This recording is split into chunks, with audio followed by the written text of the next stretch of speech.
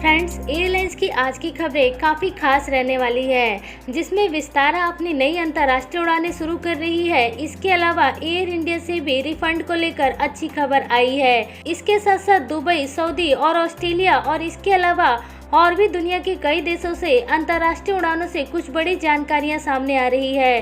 तो आप ये वीडियो पूरा देखें, क्योंकि आज का वीडियो काफ़ी खास है, जिसमें हम आपको बताएंगे दुनिया भर से जुड़ी हुई एयरलाइंस की कुछ बड़ी और काम की खबरें। नमस्कार दोस्तों, मैं पूनम स्वागत करती हूं आप सभी का इंडियन फ्लाइंग चैनल पर। तो शुरू करते हैं आज का वीडियो। एयरलाइन से पहली बड़ी खबर आ रही है यहाँ पर विस्तारा से। विस्तारा फिर दोबारा से लंबी दूरी की अपनी एक नई अंतर्राष्ट्रीय उड़ानों की शुरुआत कर रही है। इससे पहले विस्तारा लंदन के लिए सीधी उड़ानें भरा करती थी, लेकिन अब विस्तारा लंदन के अलावा फ्रैंकफर्ट को भी अपना दूसरा डेस्टिनेशन बनाने की तैयारी में है। फ्रैंकफर्ट और दिल्ली के बीच में अंतर्राष्ट्रीय उड़ानों की शुरुआत विस्तारा 18 फरवरी से शुरू कर रही है, जिसमें ये नई अंतर्राष्ट्रीय उड़ानें सीधा दिल्ली से फ्रैंकफर्ट को आपस में जोड़ेगी। विस्तारा अपनी नई अंतर्राष्ट्रीय उड़ानें बोइंग 787 ड्रीमलाइनर एयरक्राफ्ट से पूरी करेगी और ये उड़ानें सप्ताह में 2 दिन रहेंगी, जिसमें विस्तारा गुरुवार और शनिवार 2 दिन अपनी उड़ानें दिल्ली से फ्रैंकफर्ट के लिए ऑपरेट करेगी। अगली खबर की बात करते हैं, जो आ रही है दुबई से। यदि आप दुबई ट्रैवल करते हैं तो अब आपका क्वारंटाइन 14 दिन की बजाय 10 दिन का हो सकता है, क्योंकि दुबई सरकार ने नया नियम बनाया है, जिसमें यदि किसी भी पैसेंजर्स को शुरुआत में कोरोना पॉजिटिव पाए जाने के बाद यदि वह क्वारंटाइन में रहता है और कोई भी शुरुआती सिस्टम नहीं आते हैं, तो उस पैसेंजर्स का क्वारंटाइन 14 दिन से कम करके 10 दिन किया जा सकता है। बाकी की सभी केसेस में आपको 14 दिन का ही क्वारंटाइन बिताना पड़ेगा, लेकिन अभी भी दुनिया के बहुत सारे देशों में 14 दिन का ही क्वारंटाइन है। ये 10 दिन का क्वारंटाइन अभी केवल और केवल दुबई की तरफ से ही जारी किया गया है। अगली जानकारी ले लेते हैं, जो कि आ रही है भारत में कोरोना वायरस वैक्सीन को लेकर। फ्रेंड्स, आपको बता दें कि भारत में बनने वाली वैक्सीन की तैयारियां अभी भी जारी है, जिसको लेकर राज्य में 8 जनवरी यानी कि आज फिर दोबारा से ड्राई रन किया जा रहा है। आपको बताना चाहेंगे कि केरला में कोरोना वायरस इस समय काफ़ी तेज़ी से फैल रहा है, जिससे इस बात की शंका आ रही है कि केरला में नया कोरोना वायरस फैल सकता है, क्योंकि दूसरे देशों से आने वाले पैसेंजर्स की संख्या केरला में सबसे ज़्यादा होती है। इसके अलावा बात करें भारत की वैक्सीन को लेकर क्या ताज़ा हालात हैं, तो आपको यहाँ पर बता दें कि भारत में बनने वाला वैक्सीन अब इमरजेंसी बेसिस पर लोगों को लगनी भी शुरू हो गई है, लेकिन अभी भी वैक्सीन सभी जगहों पर नहीं पहुँच पाई है, जहां पर उम्मीद है कि अगले 10 से 15 दिनों में भारत में बनने वाली वैक्सीन सभी राज्यों तक पहुंचा दी जाएगी। इसके अलावा दुनिया के दूसरे देशों में भी वैक्सीन को भेजने की तैयारियां इस समय जोरों पर है। अगली खबर की तरफ चलते हैं, जो कि आ रही है एयर इंडिया से। फ्रेंड्स, एयर इंडिया से रिफंड को लेकर एक अच्छी खबर आ रही है, क्योंकि अब एयर इंडिया ट्रैवल एजेंट के माध्यम से बुक होने वाली टिकटों को डायरेक्ट ट्रैवल पोर्टल के जरिए ही रिफंड करने वाली है। आपको बता दें कि सुप्रीम कोर्ट के आदेश के अनुसार सभी एयरलाइंस कंपनियों को पैसेंजर्स को फुल रिफंड करने की बात कही गई है, जिसमें कि एयर इंडिया की तरफ से अभी तक पैसेंजर्स को रिफंड नहीं दिया जा रहा, लेकिन अब उम्मीद है कि एयर इंडिया भी पैसेंजर्स को जल्दी रिफंड देना शुरू कर सकती है। अगली खबर भी एयर इंडिया से ही आ रही है। एयर इंडिया कोलकाता से पुणे के बीच में नई उड़ानों की शुरुआत कर रही है। ये नई उड़ानें सप्ताह में 4 दिन रहने वाली है, जो कि 16 जनवरी से शुरू की जा रही है।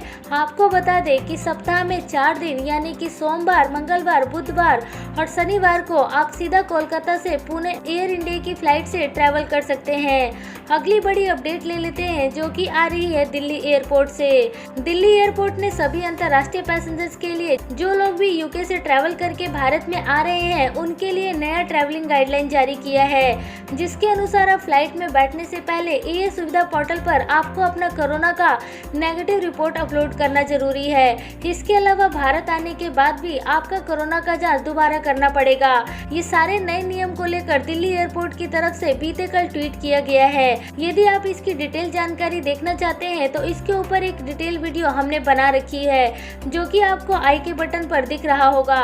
वहां पर क्लिक करके आप ये डिटेल वीडियो देख सकते हैं, जो कि यूके से ट्रैवल करने वाले पैसेंजर्स के लिए जानना जरूरी है।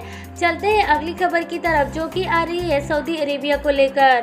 फ्रेंड्स, वैसे तो सऊदी अरेबिया कोरोना वायरस को फैलने से रोकने की पूरी कोशिश कर रहा है, जिसमें वह अंतर्राष्ट्रीय उड़ानों से प्रतिबंध को लेकर, नए कोरोना वायरस के नियम को लेकर सभी तरीके की कोशिशें कर रहा है। लेकिन आपको बता दें कि इन कोशिशों के बावजूद भी सऊदी अरेबिया में नए कोरोना वायरस के 10 केसेस देखने को मिले हैं। अभी केवल ये शुरुआती जांच में 10 केसेस सामने आए हैं। इसके ऊपर और भी डिटेल जानकारी आनी बाकी है कि ये सभी पैसेंजर्स कौन से देश से ट्रैवल करके सऊदी आए हैं, क्योंकि सऊदी अरेबिया ने इस समय यूके के साथ साथ यूरोप और साउथ अफ्रीका और इसके अलावा भारत और भी कई देशों से अंतर्राष्ट्रीय उड़ानों को बंद किया हुआ है।